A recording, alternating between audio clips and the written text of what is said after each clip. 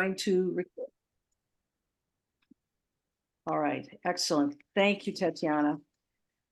Fremont Art Association is happy to welcome Juanita Hagberg to our general meeting today.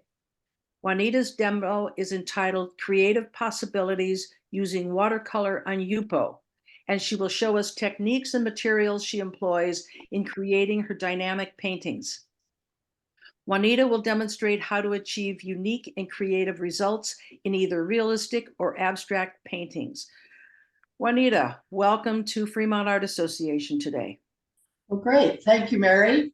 I appreciate being here, and I'd also like to thank Tatiana for setting things up, and I'd like to thank Lena Melkonian for doing all of the write-ups for me, and so I think that was really nice. She did an excellent job, so thank you very much for that.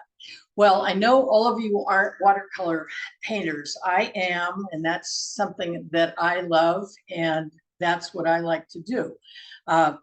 When I talk about Yupo today, just realize that people who are acrylic painters, or if you are an oil painter, you can also use Yupo, but I will be demonstrating some things that you can do on Yupo with watercolor.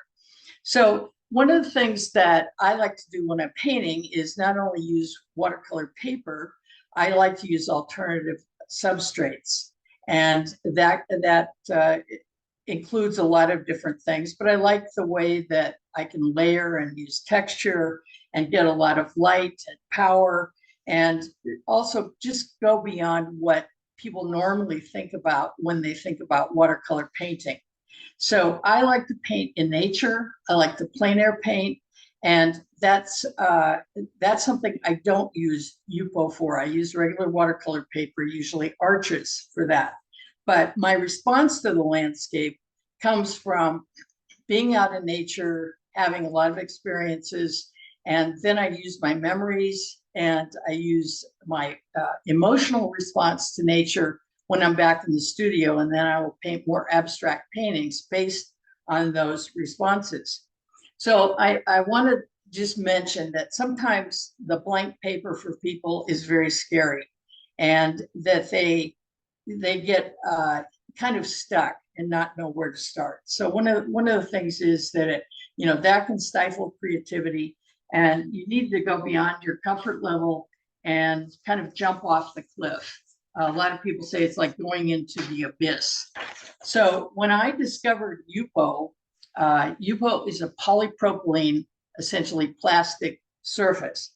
I like the challenges and the opportunities that it presents. So it sometimes is a very frustrating type of substrate, type of paper, but it also has a lot of positives. One of the things is that being a plastic, it's non-absorbent. The paint essentially sits right on top, and it can only be wiped off. Well, it can be wiped off, and that happens with agitation, and you can use a couple of different means for doing that, which I will show you in a little while. So as I said, paint sits on top, it dries by evaporation, and it comes in a lot of different weights, and it comes in different sizes and so on. So I'm going to show you that right now. Oops, we're not going to go to that one.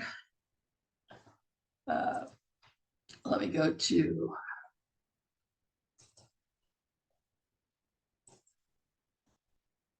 okay, so it comes in big sheets, and it comes in rolls, and it comes, it also comes in pads. It comes in rolls that can be 5 feet up to 30 feet.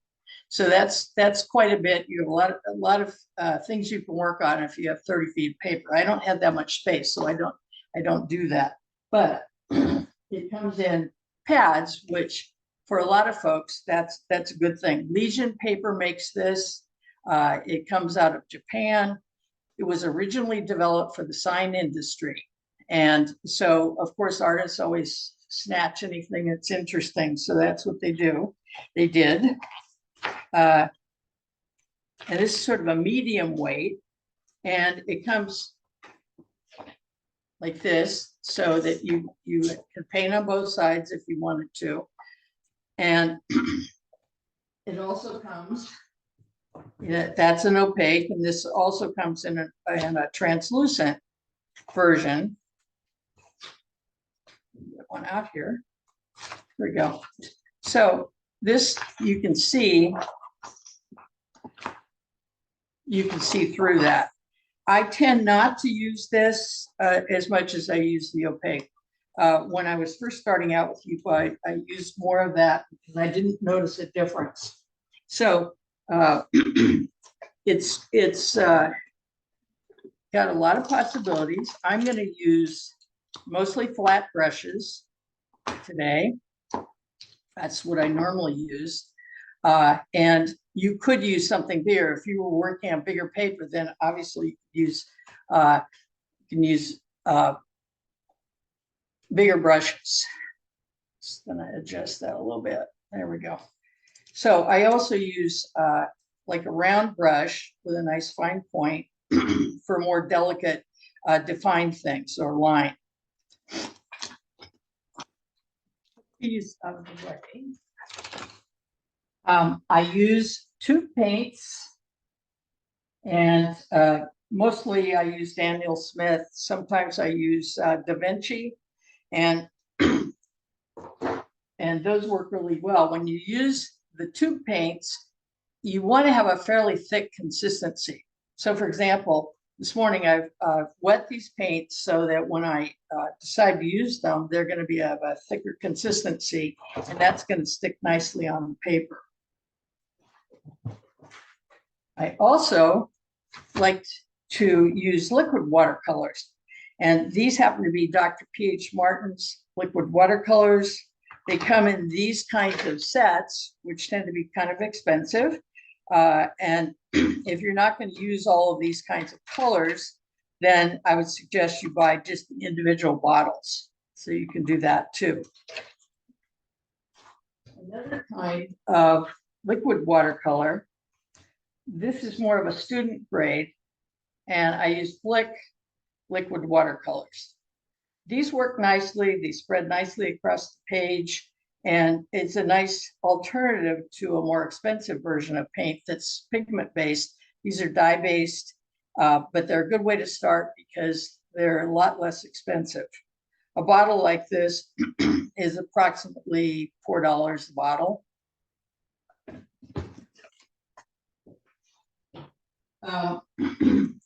Let me show you. I'm going to spray some water on the Yupo. And so I'm going to show you some of the things that you do with the paint and with some textures.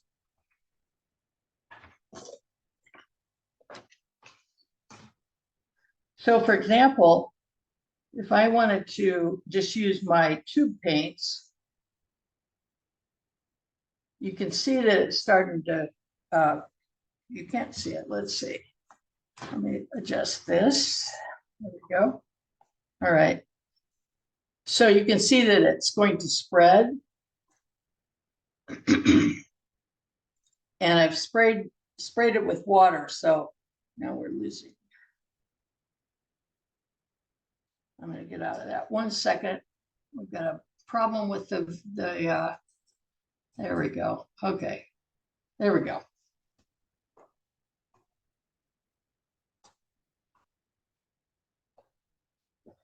So you can see how that works. If I were to use a liquid watercolor, I'm going to spray this backing, the Yupo.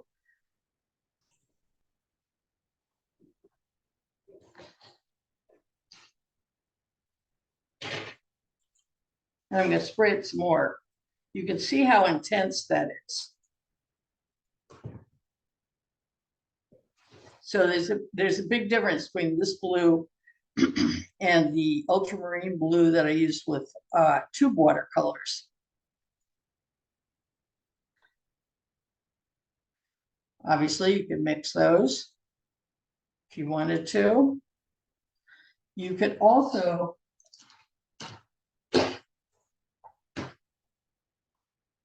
kind of mix and mingle your paint. So tilting the board, if it's wet, is another way to do that. And let me just show you.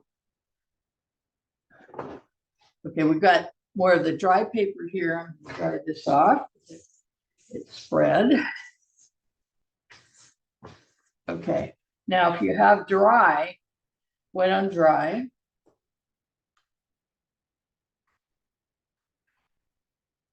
you can see it's a little bit different.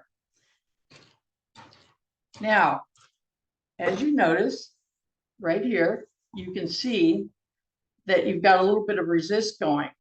What does that mean? That means that when this paper was handled at the company, somebody touched it with their fingers. So you have oil in your fingers, and that is not something you want to have on your paper for the most part, although you may want that as a texture. It may not bother you, but you can spray it with alcohol.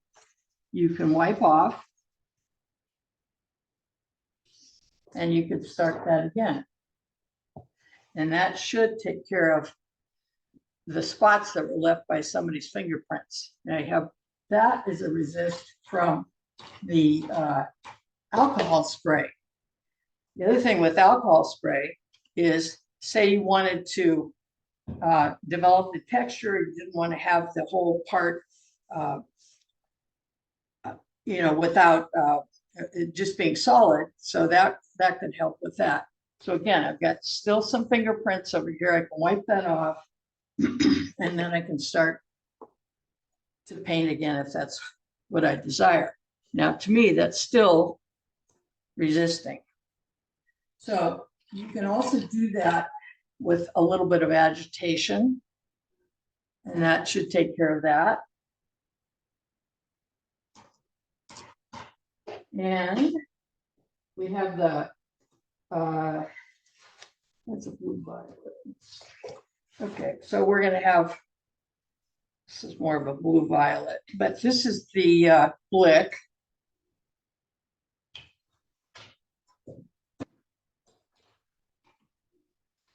And that's, this thing, it looks very solid.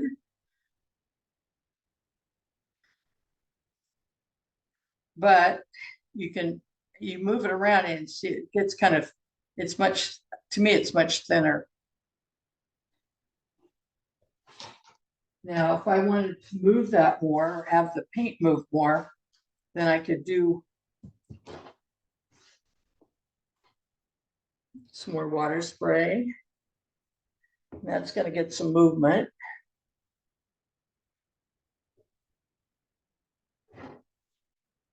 So you see a difference there.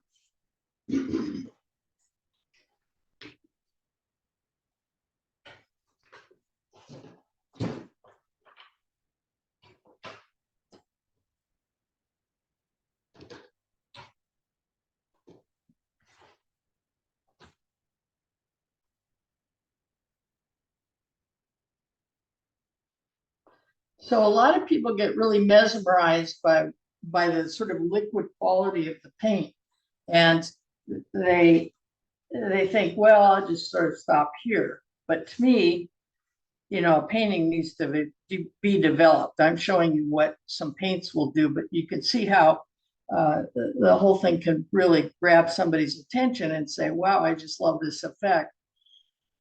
But again, with all paintings, you need to make a painting and finish it.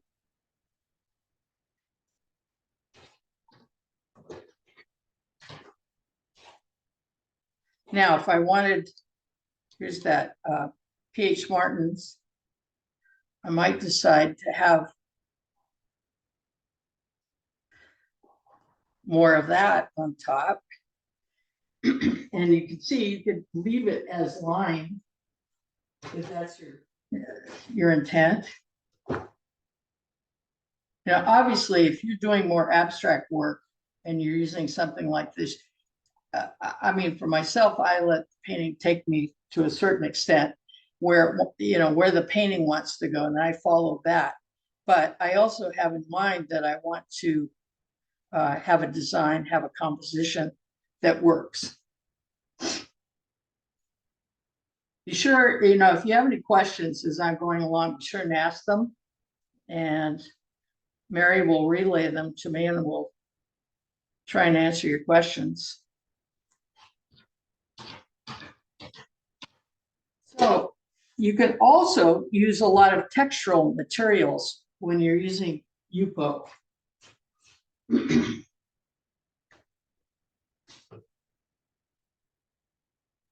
So for example, artists are always saving a lot of throwaway junk kinds of things. So you might use something like,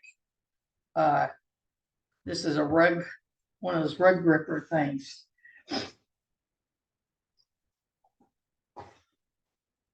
And you can use these textural materials both as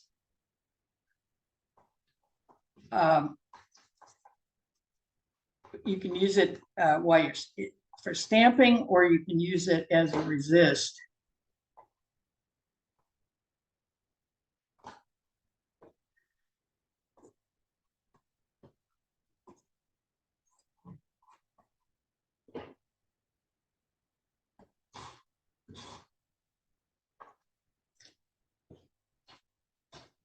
Here's some gauze.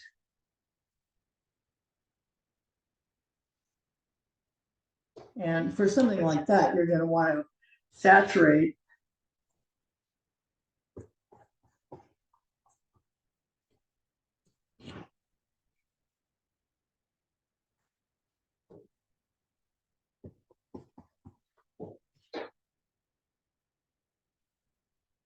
Now this one obviously doesn't have enough water in there. So most of the time, if you use something like this, where you want the paint to go into the little crevices and spots, then you're going to probably want to leave it.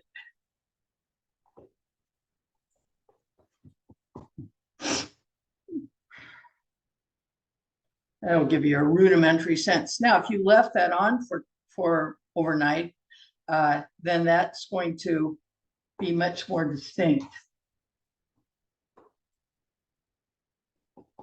Now, if you notice, I'm working flat, and I do work flat when I work on Yupo. Why? Because it's a slick surface. It's like painting on glass. And if you had it upright, you'll have the runs on it, and it's not going to be what you want. So in order to control that paint, you're going to have it flat. So this kind of a thing is obviously we're not getting enough paint on the back of it. So you want to add some.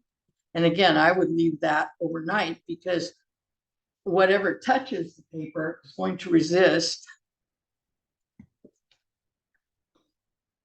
But you would get sort of a rudimentary sense of what's going to happen with something like that.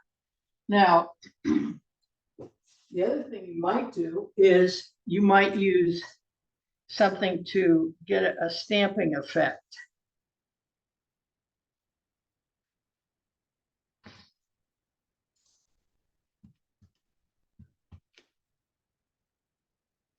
And that might be a texture that you happen to like. So I'm going to also show you, excuse me, that, here's another thing that might be an interesting stamp. Sort of a beehive texture.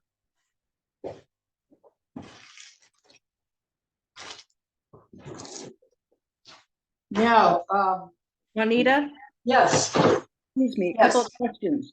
of course. Do you ever consider doing a pre-cleaning before painting so you can remove dirt or oil from the surface? Yes, I do. I do that when I remember to do it. Okay. And sometimes I do and sometimes I don't. It's amazing. You can open up a pack of new Yupo paper And you think from the factory it might be clean, but a lot of workers have probably touched that when they're packing things and so on. So it's a good idea if you don't want surprises later, or for some people it probably doesn't bother them. Okay. And I don't know if you're going to get into framing. One of the next question is, Yes. how do you prefer to frame? Yeah, watercolor let's Yupo do artwork? that. Let's do that later. And if I don't remember, would you remind me, please? Okay, That'd be great. That'd be great. that's all the questions I have for now. Okay, there'll be more, I'm sure. Yeah. So that's good. Another thing that I use a lot on Yupo are rollers or a brayer. Is a brayer, is rollers, lots of rollers. Different size rollers, steal it from the paint area in your workshop. And all different kinds of rollers. Mostly I like the foam, I like foam rollers and not the kind that are the fabric kind of fuzzy types. And what I do with these are, you could use these to get more texture, to kind of smooth out the paint. And each kind of roller could give you a different look. The other thing too is waiting for different stages of your painting to dry will also give you a different look. So it's something you would, if you were interested in using rollers, then you'd want to experiment to see how dry. Now, today we have rain here and it's got a lot of moisture in the air. So what happens with Yupo is when you have a humid environment, it's going to take longer to dry. So basically, it might dry, in a couple of hours, depending on the heat or lack of moisture in the air. But it can take overnight. I've had some paintings that have so much paint on them, it might take a week or so to dry. So again, you want to be patient with that. So you can see that's a different kind of amount of texture with that particular roller. And if you used a brayer, now brayer is going to remove more paint. And that might be, again, something that you'd want to do. So the other thing with drawing, I never use a hair dryer. I don't use it on regular watercolor paper, but I know a lot of people do. And excuse me, you can use a hair dryer, but I would not put it too close because it is heat sensitive on the Yupo, and you don't want to burn a hole through your paint.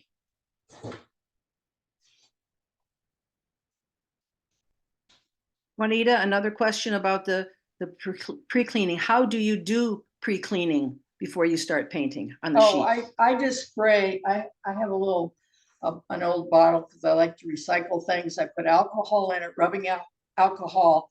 I'll just spray it on the paper, and then I just wipe it off. Oops. So you do that and then start with it dry, and it's fine. Thank you. Yeah. Did you notice that the paper just moved? Normally, as I said, I don't tape things down. I don't have it flat. You can spray a little water underneath, and then it's going to stick.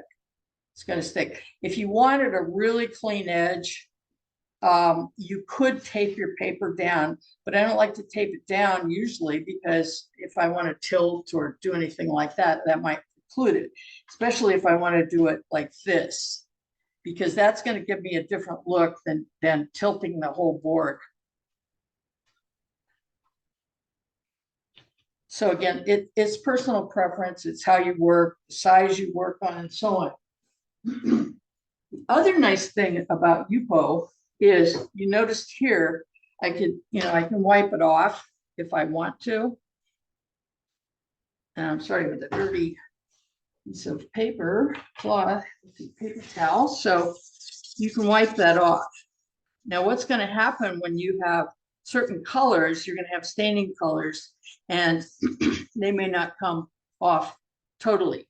So what you can do is you can try it alcohol. See if that will take it off. If that's not to your liking, then what you can do is good old Mr. Clean. A lot of watercolorists and I think acrylic painters use Mr. Clean. So you have the regular magic eraser, the original, and then they also make eraser sheets these days. So you could use this and, you know, get it wet. And then it's a very, very, very mild abrasive product so that you could wipe things off. Now, when I'm using something like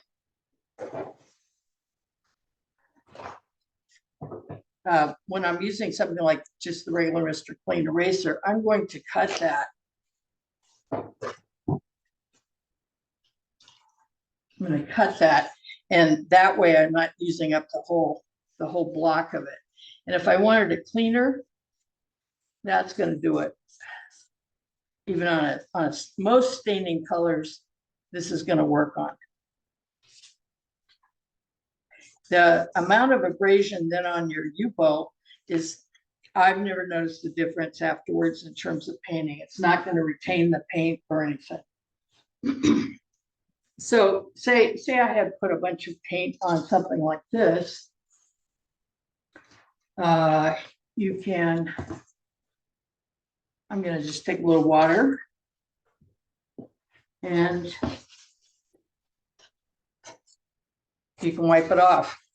So again, that's not wiped all the way back to white, very close. And so what I might want to do then is either use a little alcohol on my cloth,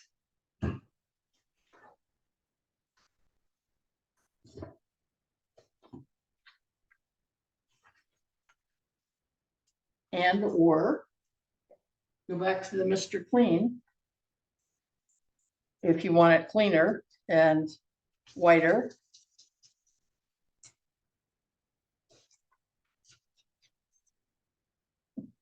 So you know, that's a nice kind of feature that's one of the reasons a lot of people like Yupo is the fact that you can wipe everything off and you can go back to white. You can wipe out sections that you don't like, or you could wipe off the whole thing. Usually if I have to want to wipe off a whole piece, I'm going to just put it under the water in the sink and do it that way. And then come back if there's any sort of ghosting that occurs, then I'll take that off. So another thing you could do with, let's see, here we go. With the Yupo and the rollers, here's a tissue, a Kleenex type thing, and one without pattern, because a lot of these things have patterns. So say I wanted to remove some of that paint, I could do it like this, and you see that's going to leave more of an interesting pattern. I could do it where there's more paint. And I've left more texture. Or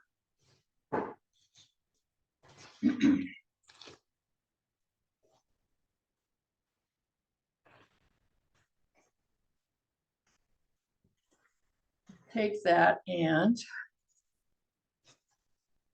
this wants to stick to ply that, and you could do it like this, and that removes more. What does it do? It makes it dry. It leaves a pattern if you want that, and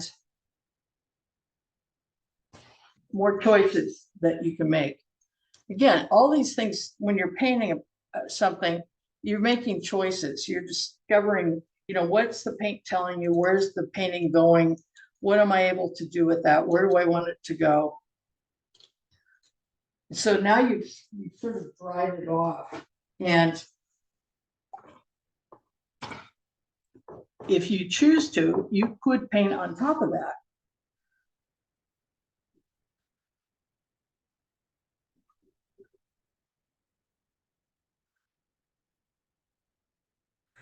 So one of one of the things that happens with Yupo is you don't get the same effect twice. So it is experimental in that regard, which will drive some people crazy and other people just love that sort of thing. I like problem solving, and so I don't mind the challenge of what do you do when something has changed or you've changed it by removing paint or adding more paint.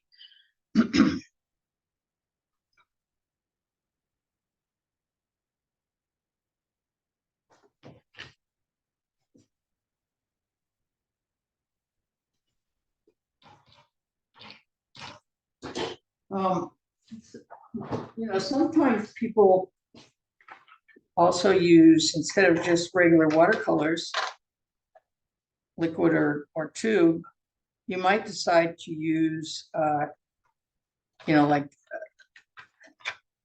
watercolor crayons. These things last forever if you use them all the time.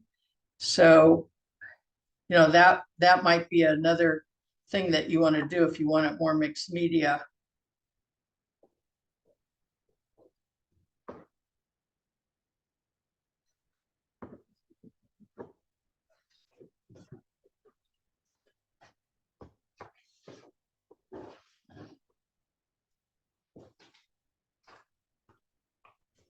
And if you use it on the dry paper, of course, that's going to be a bit different.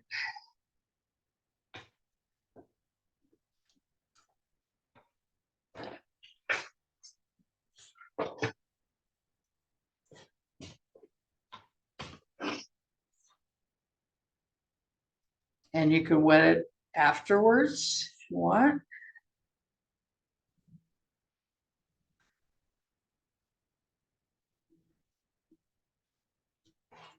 You could add water to this. That's going to change it.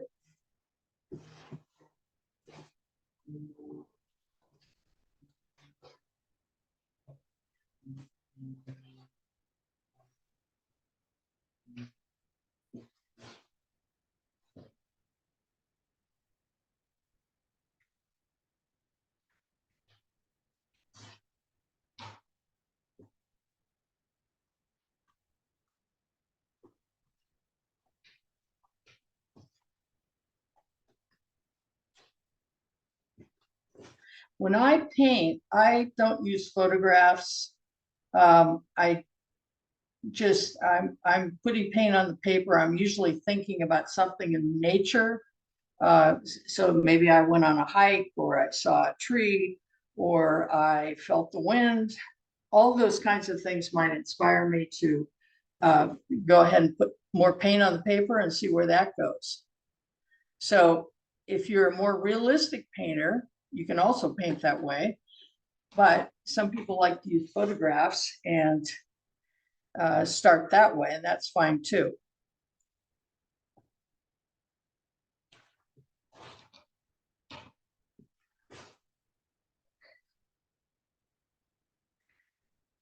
So another thing that can be done.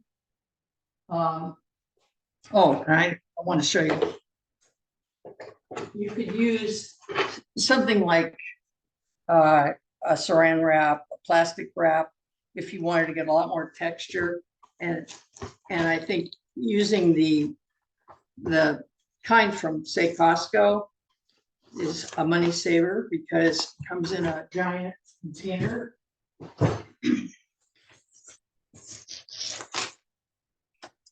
So say I wanted more texture, you can kind of coax that into position. You could take it off right now, or for more of a textural effect, you could leave it overnight or for a couple of hours or something.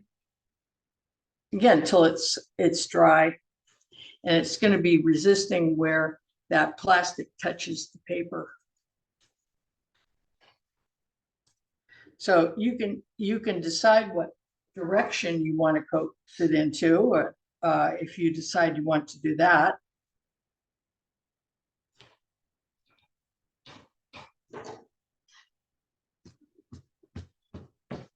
So you can use saran wrap, plastic wrap. If you have old pieces of plastic, sometimes you have things that are packed in plastic, you can use that. You can use wax paper.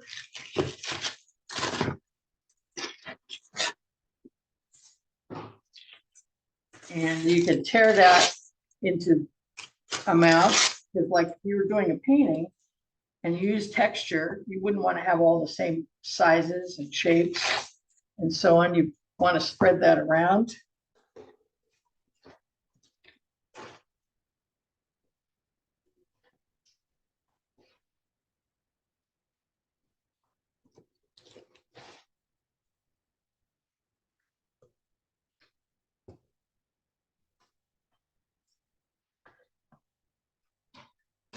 Also, when you use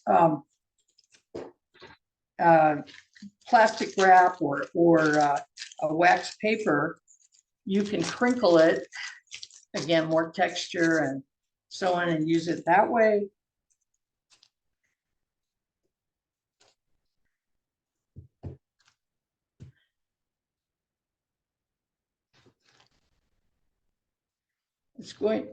Wax paper will give you a different look than the plastic wrap if you haven't used those before. And that might, it might be of use to you in your painting. So it's another way to do it. Obviously, you can use bubble wrap, that sort of thing. A lot of people like to do that.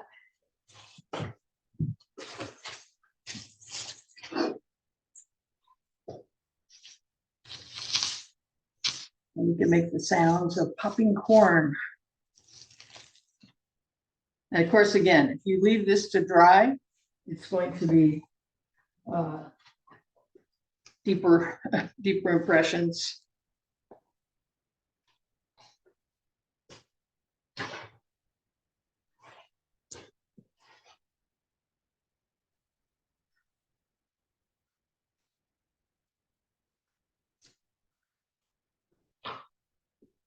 Let's see, where's my bubble wrap? There we go.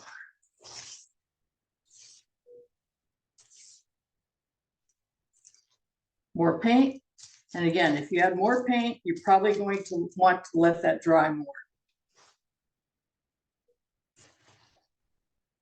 Okay, you can see the kinds of responses you're getting from using that particular material. Now, one of the things I will say, and this would have to be dry before I would do that, but when you use something that's textural, you don't want it to be gimmicky.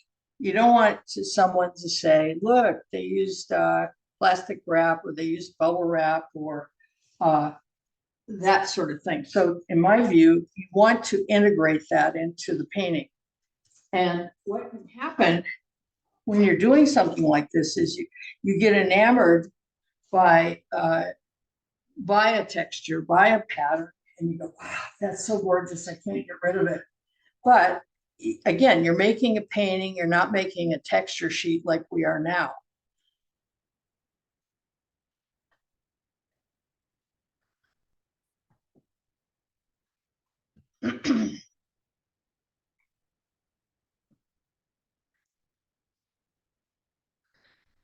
And, like you said before, you can use this for realistic paintings. You can use it for more abstract paintings or impressionistic paintings. And I believe there's no hierarchy in art. They both have value. They both say something different. And, it's your own personal preference. It's what fits your personality. But I do like to see people experiment. I think that's fun. And when you try new things, I think it can help expand your art and how you're thinking about art. If you go beyond your comfort level, that's where you can really start to develop and learn. If you just do things that you already know how to do, you kind of stay in a static position and almost like a rut. So if you can step out of your comfort zone just a little bit, that's where some real change, development, so on can come.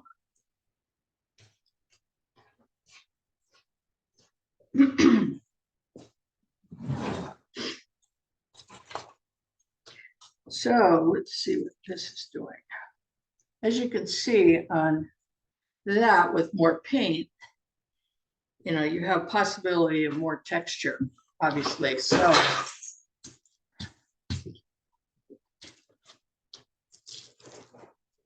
that would be more like a stamping.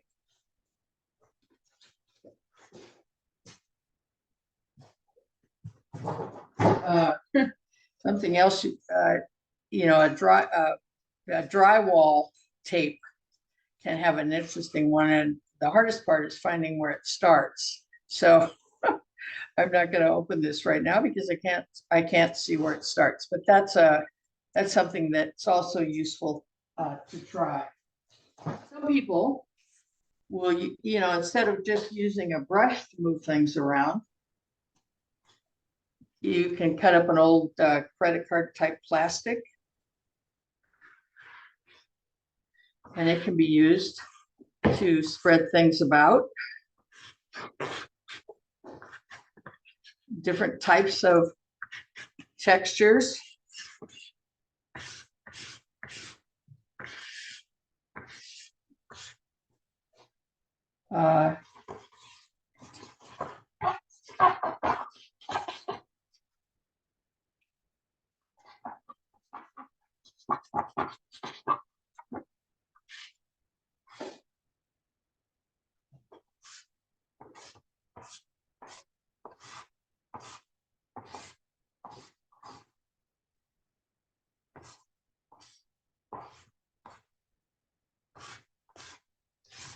And if you were so inclined, you could probably do a whole painting with this. And it's a better way to use a credit card than spending with it, except if you're getting art supplies.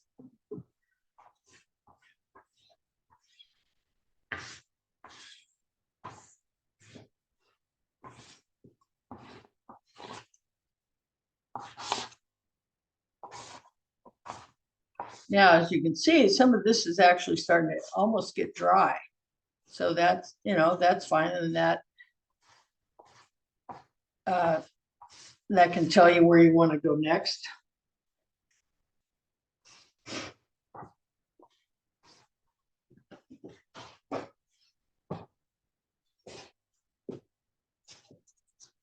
Let's see, scissors. There we go.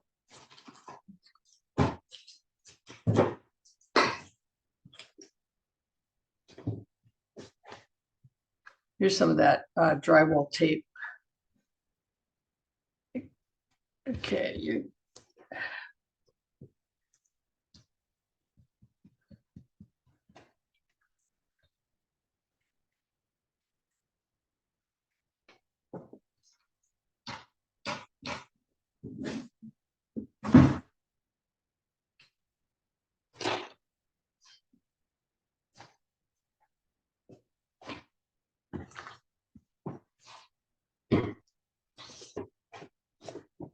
here's a scraper. That would give a bigger type of movement.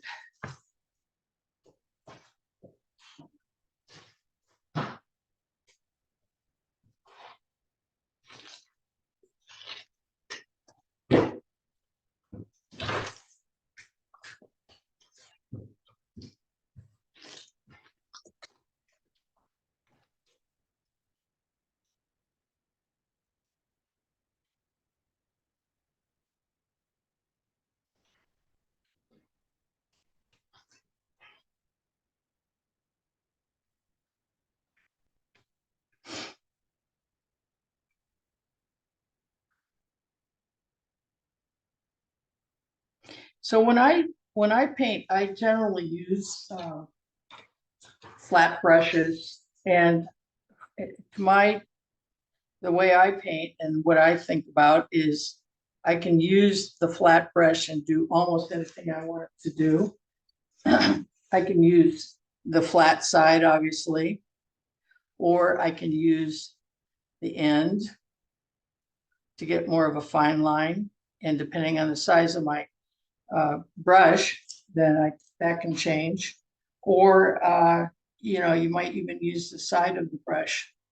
That gives you a different kind of mark.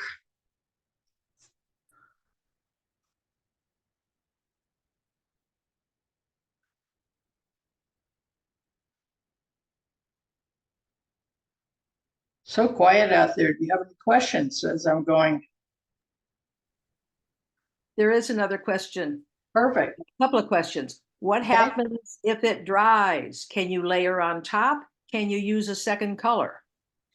Sure. Let's do a second color. Okay, here's some kind of a magenta, and that's not really dry, but yeah, you can put on whatever you want. Now, just like regular painting of watercolors, you can get mud depending on which colors you choose.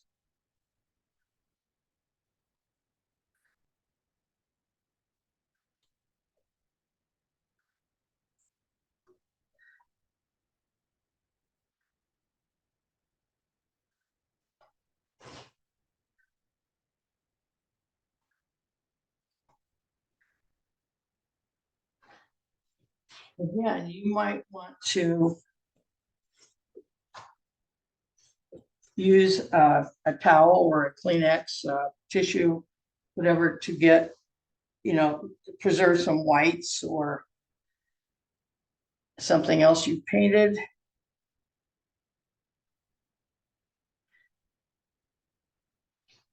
Let's see, we've got one that's, okay, so this is just stuff on here, but it's dry.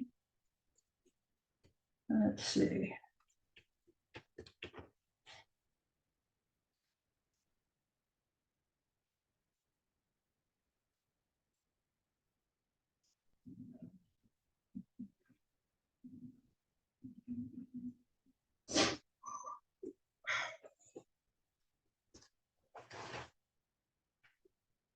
So yes, you can layer, you can, again, wipe off, start again.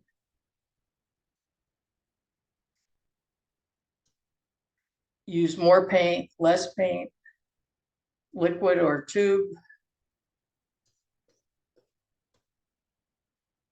So was there another question along that line or a different question? So it looks to me like if you put down one color and let it dry completely, you can put a totally different color on top if you're careful not to rub too much and reactivate the lower color. Is that correct? Yeah, correct, because you're going to move the paint once it's dry, excuse me, with agitation, or an agitation a lot, meaning wiping off. So, yep, you can do that. When it's wet, obviously it's very difficult to do any of those things.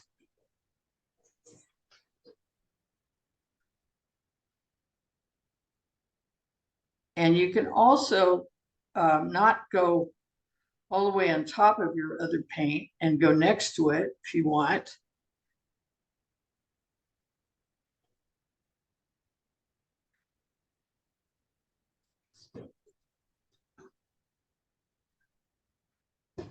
The color is almost fluorescent.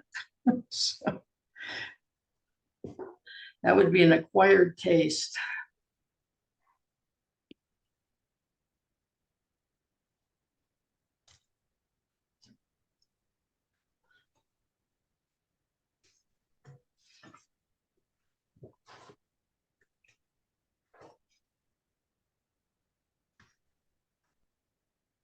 Another question. Yes. Can you continue to add layers, or are layers limited because paper won't accept it? Since Yes. the paper cleans off so easily, do you seal your final picture in some way? Yes, and we'll talk about the ceiling in a little while. But yeah, everything is sitting on top. And if I added, for example, here's a wet spot. So I'm going to use this because it's the high contrast color. So if I added that to the top, for example, it's going to change that bottom layer. Now these are, if you're using a complement, then that's one thing. But if you're not, then it could end up being mud depending on the colors that you choose. And again, it's like doing another kind of painting. If you kind of decide what colors you're going to use in the first place, you're going to end up with clearer colors more. And if you like transparent colors and so on, then that's going to be good. But if you just keep layering while it's wet, you're gonna have a kind of mess.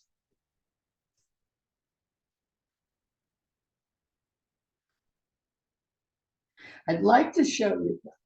I'm gonna switch screens, and excuse me. I'm going to show just some examples. That's getting a reflection on that quite a bit. Sorry. So let's do back here, and I did the wrong one. So we're going to do screen share, and let's do this. Okay, so I'm going to show you just some examples of some of the kinds of things I've done that give you an idea of possibilities. So this one is 26 by 40. And as I said, usually I will paint just the regular sheet. This particular one, I actually mounted to a backing board, a piece of plywood that had been primed and so on. And that can work or cannot work. It's an iffy sort of proposition. I suggest that if you decide to put something on a board, you do it before you've painted the painting. Because Legion paper, which makes Yupo, doesn't, they don't suggest you mount it with a gel medium to a board. They're not comfortable with saying it will always work. The same goes for golden.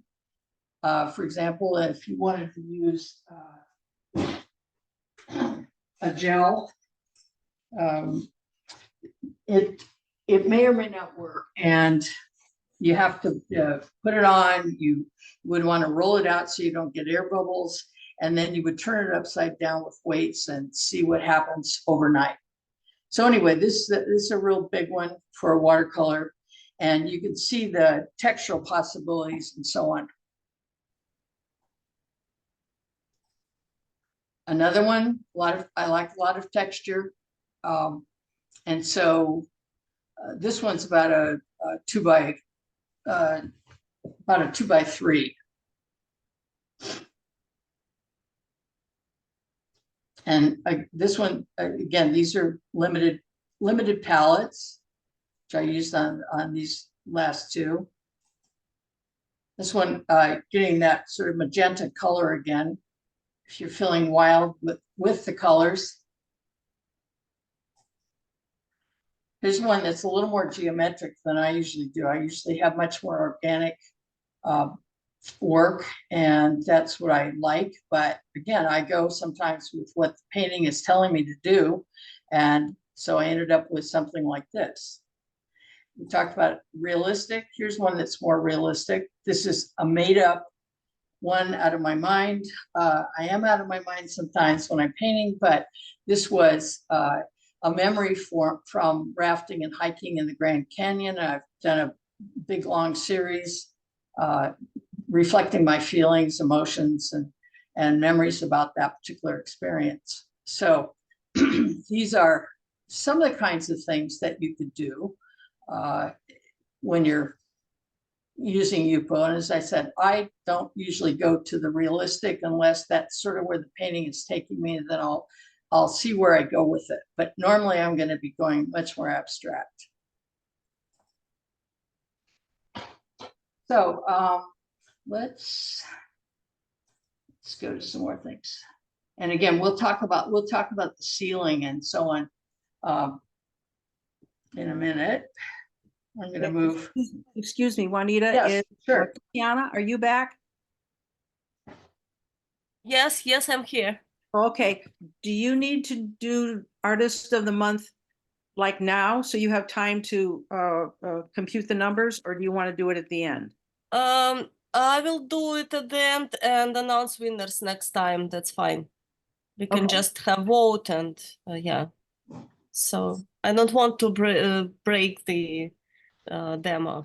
Okay, Easily Okay, good. broken, easily broken. Okay. So anyway, when I'm painting, I'm always asking myself, what am I trying to say?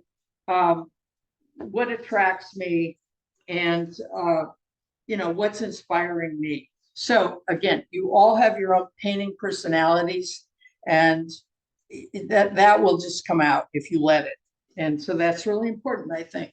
I think passion is very important in painting. And you have to have a lot of passion, and you have to have a lot of persistence. Um, Somebody said one time, it's miles on the brush. If your paints are sitting on your table or in the drawer, they're not going to do anything, and you're not going to improve. So again, it's getting out of your comfort zone a little bit, and then also doing it. I hope you do that. And again, every time you look at that blank paper, it can be scary, but you've got to do it in order to get past that. So here's something where I put some paint on the paper. And if I were going to go back, here's something where paint is dried. If I were going to go back, I'd want to assess what's happening in this, whether it's really a painting or not at this point. And is it kind of working as a composition and design, and where else would I want to go? Now, I see, obviously there's issues with this. I was, just putting paint on and kind of seeing where it would go. For example, you've got this area right here. So you've got a big white spot that's a triangle. So what's going to happen with that? It's a point. It's going to draw your eye. Do I want my eye drawn there? That would be the next question about that. So those are some of the kinds of things you'd want to assess when you go back to something and decide if you are going to fix it or see if you can make a painting out of it.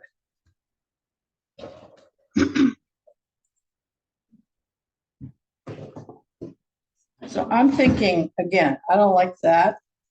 Oops. So I'm thinking, let's see. It's going to get some more darks in there. Obviously, this is kind of the focal point of this.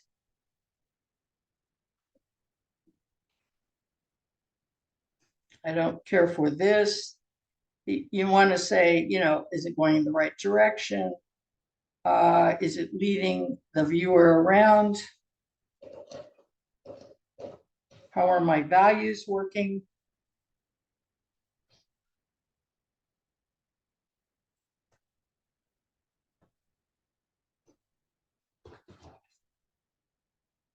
I think it needs a little more definition up in this corner. And adding a little bit of Quin burnt orange to that. Now maybe I want to bring that color down around a little bit.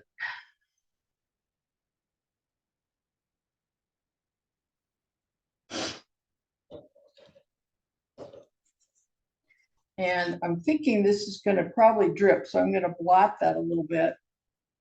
Get rid of that so it's not so wet.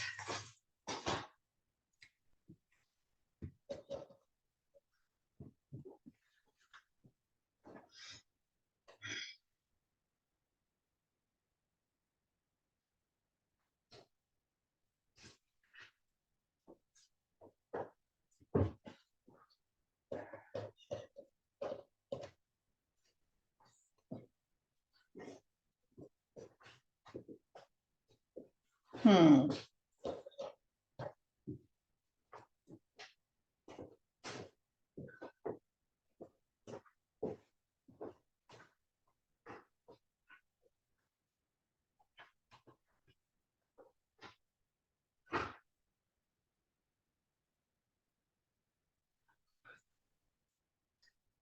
Now, to me, that doesn't look integrated into the painting, so something will have to be done about that. Either I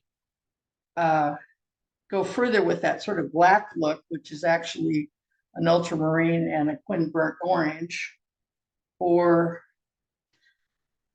I tone it down.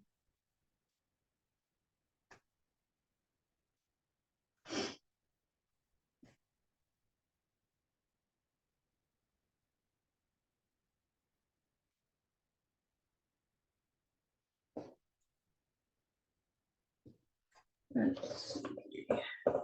Juanita, Yes, can you use alcohol inks and watercolor on the same painting? you know, I've never used alcohol inks.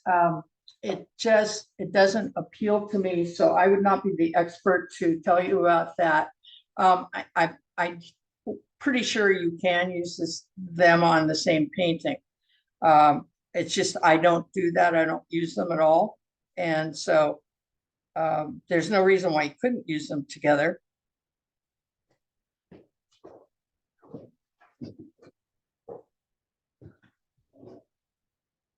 Now, when you use a quin acetone gold, as you can see here, that will often push paints away. And so again, that can give you a different sort of look. Let's try it here so that. Now, see, that would be going into the green, which I may or may not want at a certain point. And you see it's pushing here.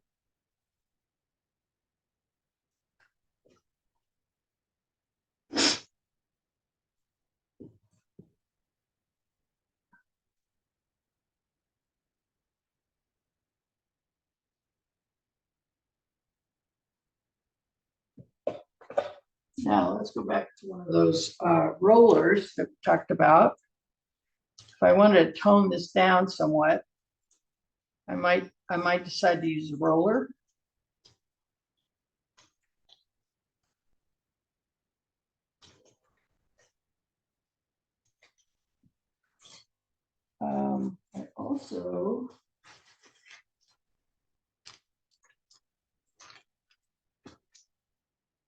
I also think that I think that this is a bit strong right here. So again, you might want to use that tissue and either tone it down, get rid of it.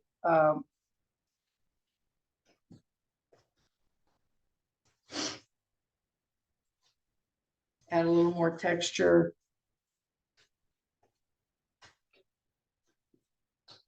So when somebody's obviously, just like, you know, whatever you paint, whatever paintings you do, you're standing back assessing all the time.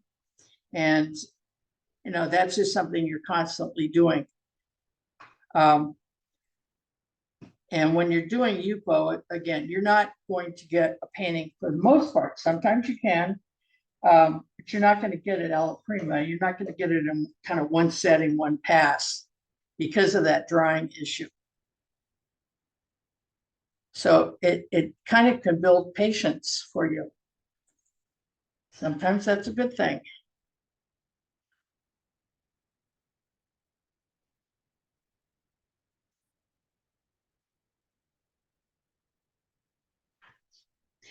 Now, this part obviously had some sort of, I think it was saran wrap, for example, on there. And what did I say before? I said, you probably want to alter something like that so that it doesn't scream that you used a certain technique or process. So, you know, it's like, oh, I kind of like that and I don't want to get rid of it. But so you have to make a decision. Does it work? Is it too gimmicky? Or do I want to alter that in some way?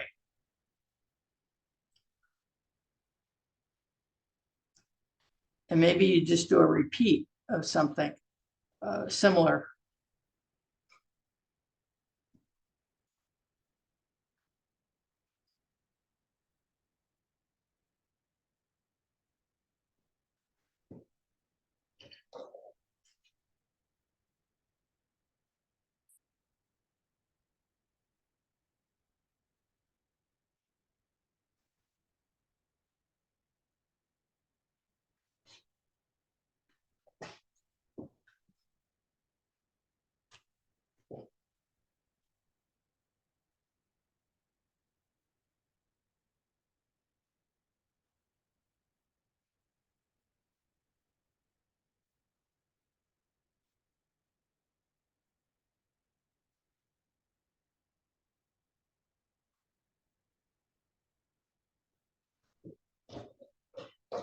So then I'd say you do something like that and say, well, is that working? Is that more interesting?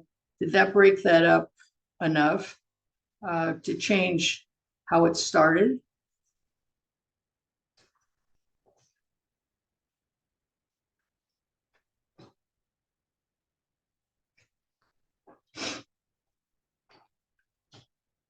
Okay, I'm gonna put this one aside. Because, again, with art, it's, the objective here is not to get, say, a finished painting, it's to show some possibilities. And because of the drawing, that's kind of what we have to work with. So here's another one, small one. These are these 11 by 14 pads. And okay. Now, as I assess this one, I'm seeing, I've got kind of a large, medium, small, large, medium, small shape. And maybe those are too similar. Maybe I don't like this it's kind of mushy looking up here. So, maybe we can change some of that.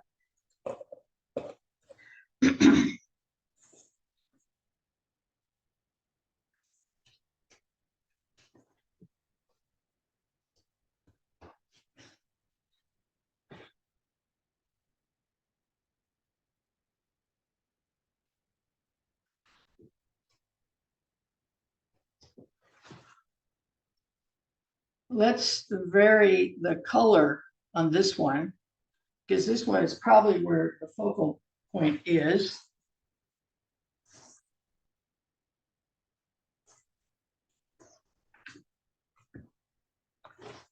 Gray under that, so it'll appear a little bit better. There we go.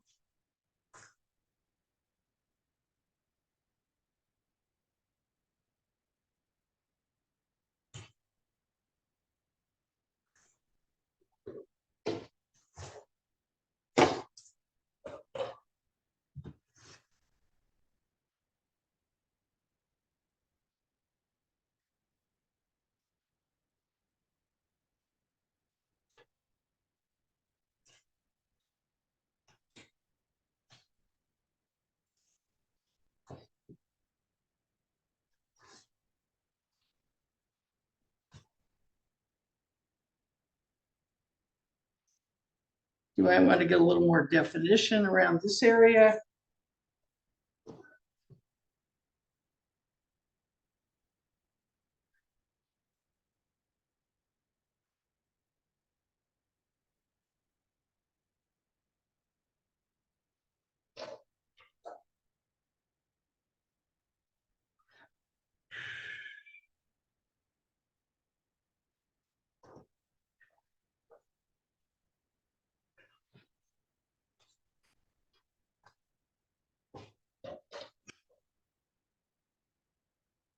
Juanita, someone is asking, can we see how juicy or wet your paints are?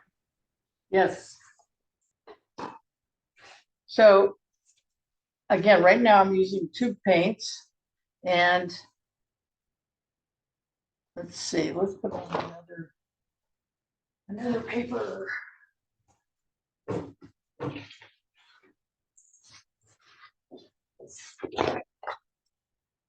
That's blue. Again, this is a dirty back because it's resisting. It's almost like a cream.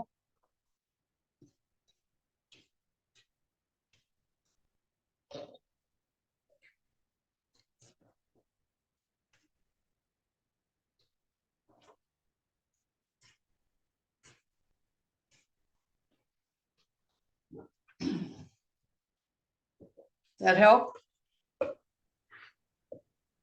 Helps me. Yeah, that I understand that much better. Thank you. Okay, sorry. That's good. Ask questions. Okay, so let's see. Let's add a little bit of more of that color, a little more yellow.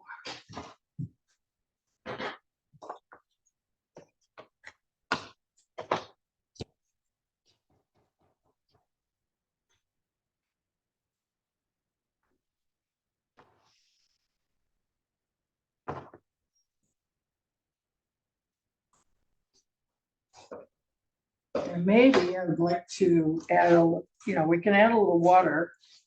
See if we want to move that around a little bit. Sometimes when you're using the water, you get more of a watercolory sort of look where you see the drips and flows and so on.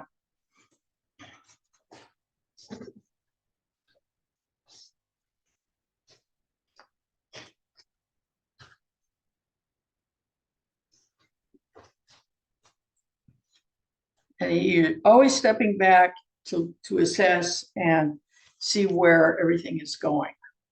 So that's really important as you go along. Now, right here, I've got some little, I don't know, flicks, specks, whatever. So if you want to get rid of those, you're just going to go over and get rid of them. That. And you might want to, I'm not sure I want to on this, but I just want to show you. So if you do a little spray, you're going to get, again, that resist with the alcohol, if you decide to use that. So you can do that as you're going along too, if that adds to your painting.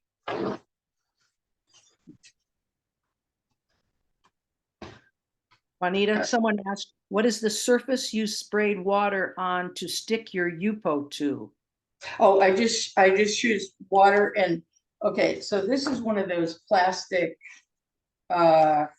corrugated kind of boards. And it's a great time because they're going to have an election soon. So you see these things all over the place. And in general, they get tossed. So I rescue them. And then I'll put a coat of primer or paint or whatever I happen to have. And that's what I paint on. So they do have lines because it's corrugated, but I've never found that to be a problem. I use this when I plein air paint also. So again, to stick this, if it seems to be moving, spray a little water on whatever board you have, and then your Yupo will adhere to that.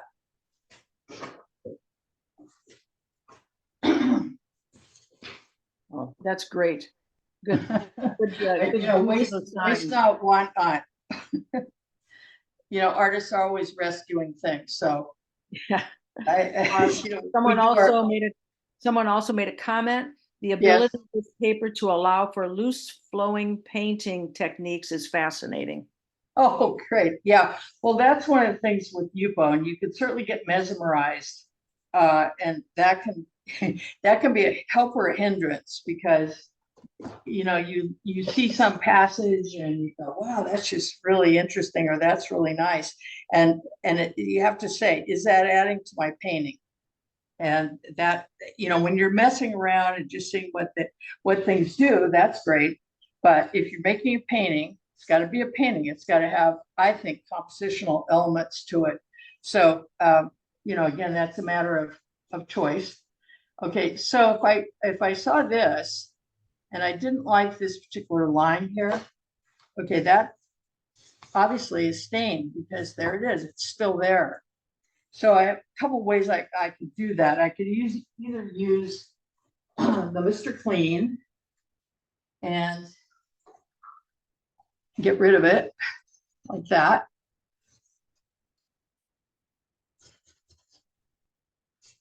Or I could add more paint.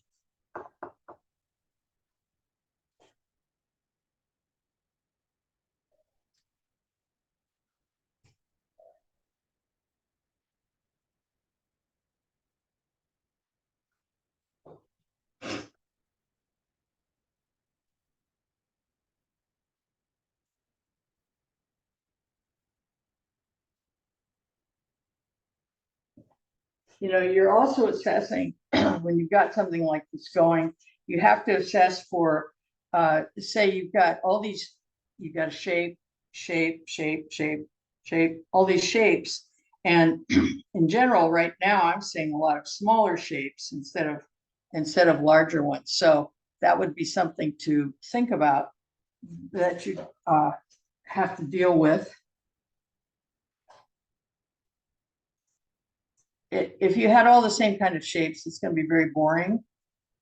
Same size shapes, same edges. You don't want a boring painting.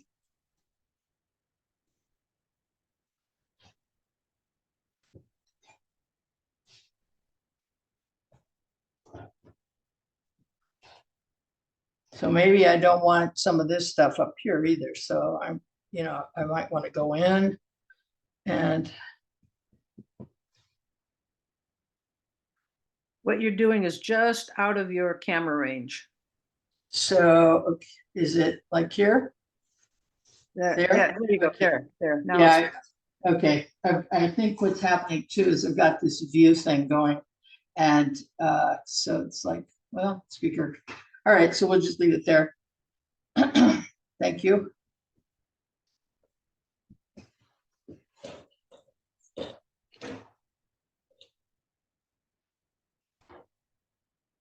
So as you can see, I'm putting paint on top of existing paint that's dried.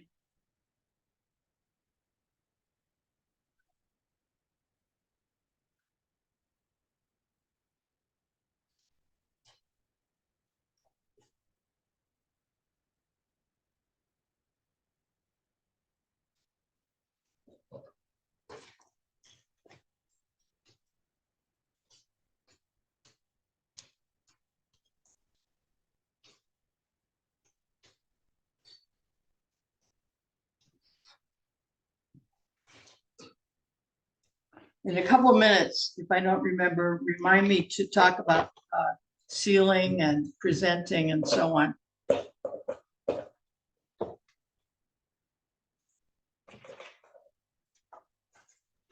Okay, Thank you.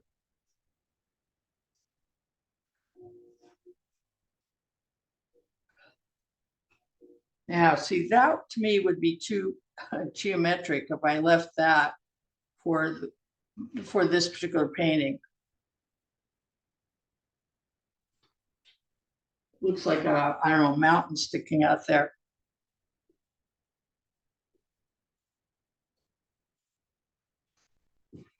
And maybe I want a mountain, but again, does it work? Does it work as part of the painting? That's the question. This is the PH Martins.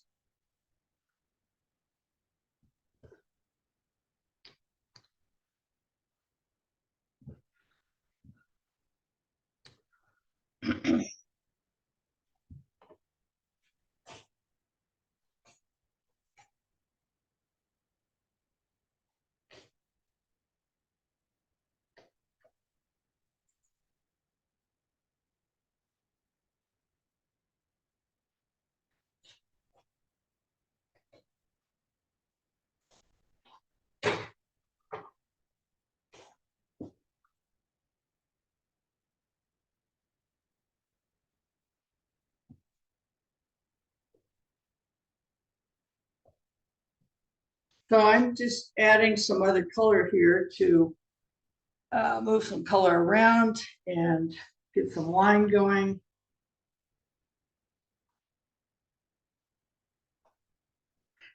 I like to sometimes just paint with a dropper that with the liquid watercolor. So again, that's just, sometimes it's because I grab something and I just want to do it.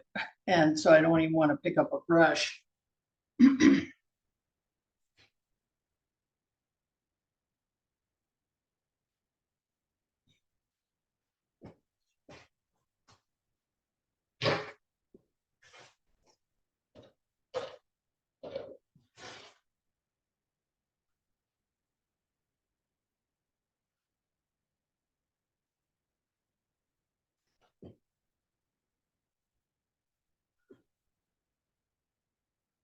I also would like to mention that when you're painting, I would like to encourage you to paint in a series so that whatever you're thinking about and you're trying to express is you'll have more opportunity to really say what you need to say. And it can kind of, you go till you exhaust the possibilities that you can think of. I just think it's a helpful way to paint. It's, like I said, miles on the brush. And also if you can do a series of something that really interests you, I think that's going to move your painting along quite a bit.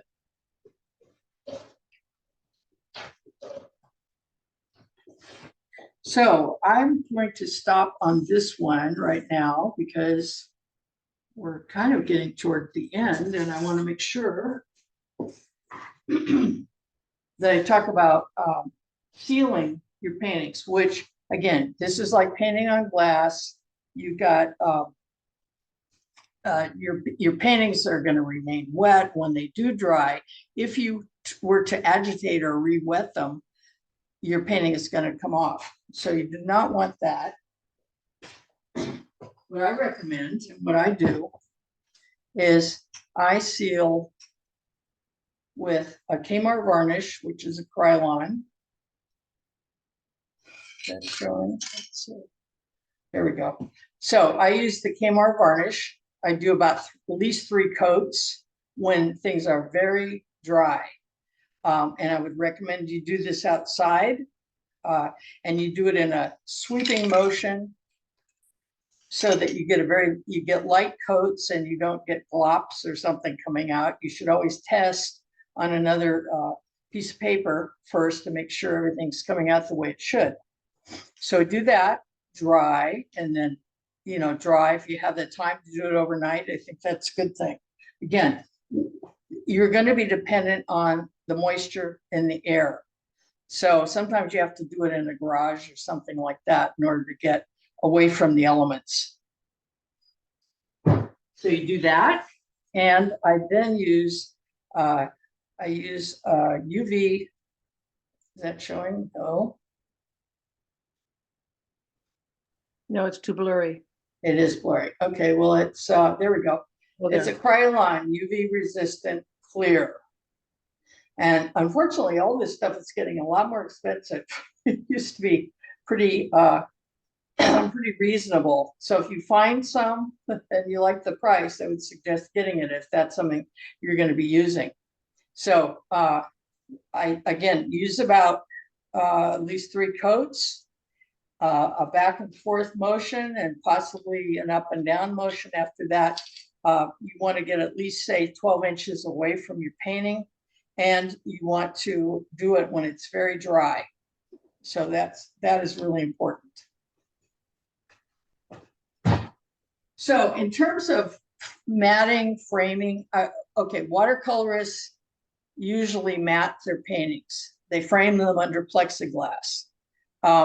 So with Yupo, you can do that, but you certainly don't want that Yupo touching your plexiglass. So you're going to have to use a spacer, or you're going to have to use a mat or 2 mats or a thick mat, because you don't want that sort of static electricity to suck your painting up through the mat and touch the plexiglass. So that's not going to be a good look. That's something that you got to think about. Now, some people don't use a mat and a frame when they're using Yupo. Let me just show you real quick a couple of things.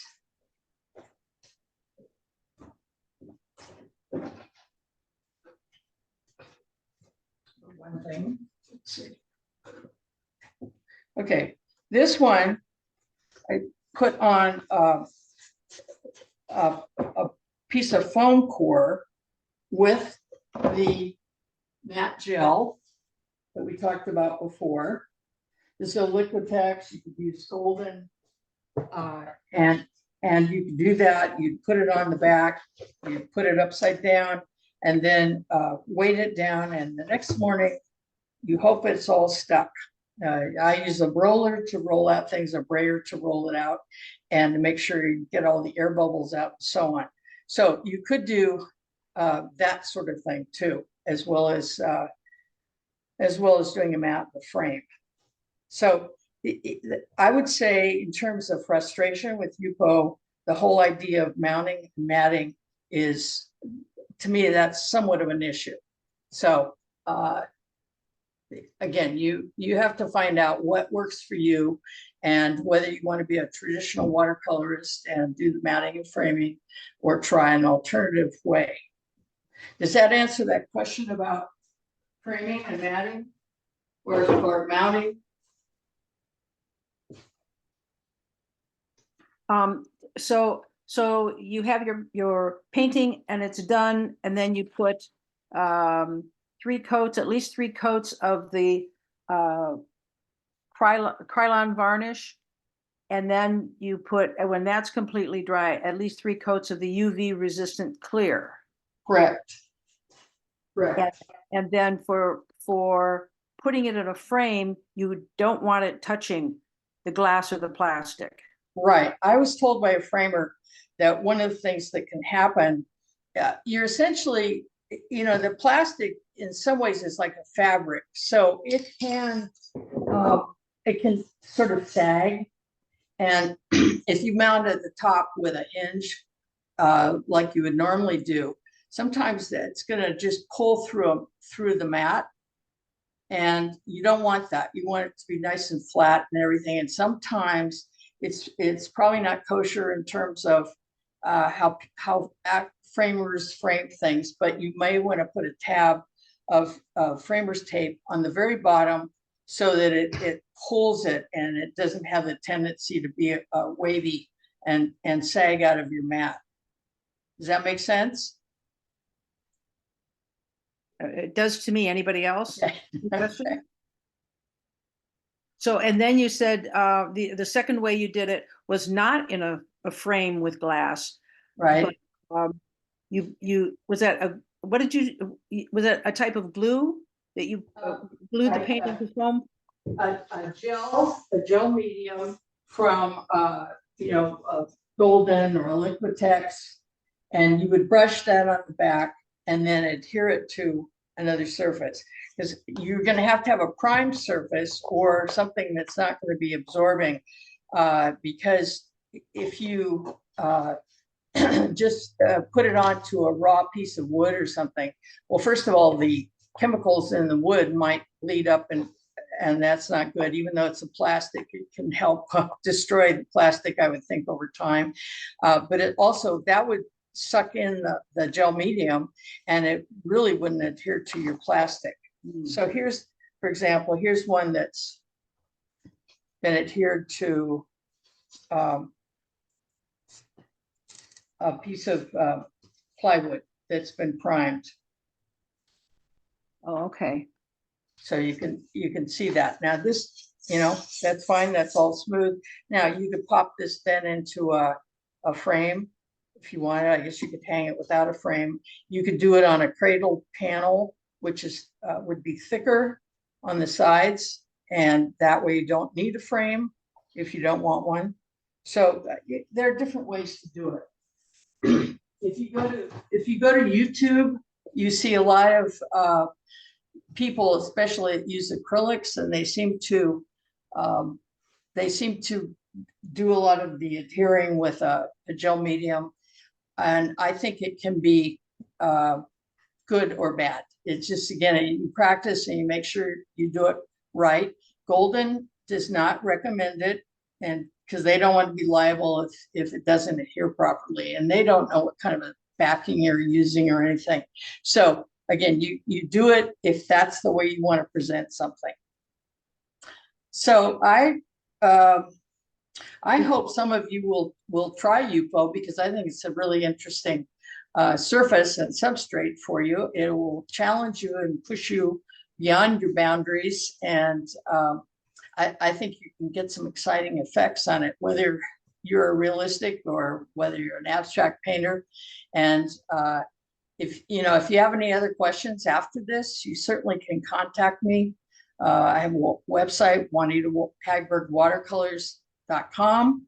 I'll try and answer any questions, or if you have my phone number, you can always call me. Are there any other questions that we didn't cover? Someone does have another question. How Great. permanent is the finish and color? Will it last decades? It'll last longer than I'm going to last, probably. It's a UV neutral, it's a pH neutral substance, the plastic, but it is a plastic. So if you don't seal that with a UV barrier, then it could yellow over time. So your paints are going to be as good as your paints are if they're a permanent paint, and they're not going to fade and so on. But I don't put any watercolors in front of a window or in front of a light. But it's supposed to last. That's all I can say. Good, thank you. Anyone else with any questions?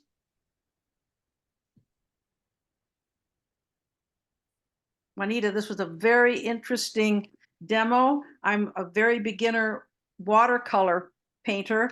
My instructor is here and she said that after this demo, I have a class on Friday. I think we get some Yupo to play. Well, good. That's great. And then the information is fresh in your minds. And obviously it's a difficult kind of surface to get a finished painting on in an hour or so because of the drying issues. But I hope you got enough to see some of the possibilities on it. I just think it's a lot of fun to do it, and I really enjoy it. But again, I hope that people, when after they're finished playing around, that they think about their composition and really doing a painting. So that's something I like, and that's what I would recommend. But I certainly appreciate being asked by Fremont Art Association to come and see you all today. And I appreciate all of you for tuning in. It was a great pleasure. And thank you, Mary, for doing that. And Tatiana, when she comes back. Thank you. She's back. Appreciate it. Yeah. Thank Yeah. you. It was a great demo. Thank you. Any Well, other thank you very questions? much. Last chance. Thank you. Thank you.